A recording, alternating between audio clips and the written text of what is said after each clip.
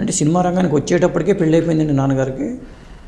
ఆ, అప్పటికే అప్పటికే అయిపోయిందండి. అంటే అప్పుడు బాగా ఎంగేజ్లో చేస్తారు కదా సార్. పెళ్ళైన తర్వాత ఆయన ఏంటంటే మొదట ఆయన మైగ్రేట్ అయ్యారు చెన్నై.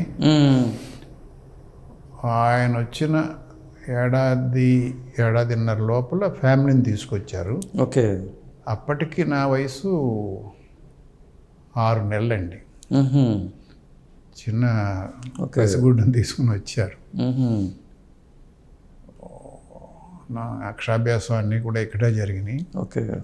సో అక్కడి నుంచి ఆయన ఆ తర్వాత మీ తమ్ముడు ఇక్కడే కూర్చుంటారు బహుశా. మిగిలిన వాళ్ళు అందరూ అంటే పుట్టింటికి వెళ్తూ ఉంటారు కదండి.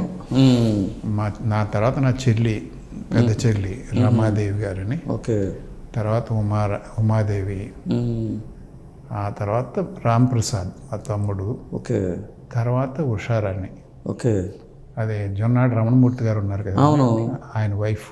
అట్లాగా. లాస్ట్ సిస్టర్ నాకు తను. అట్లాగా.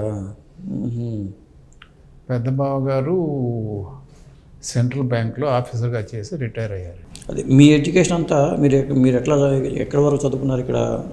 నేను ఇక్కడ చదివింది వచ్చి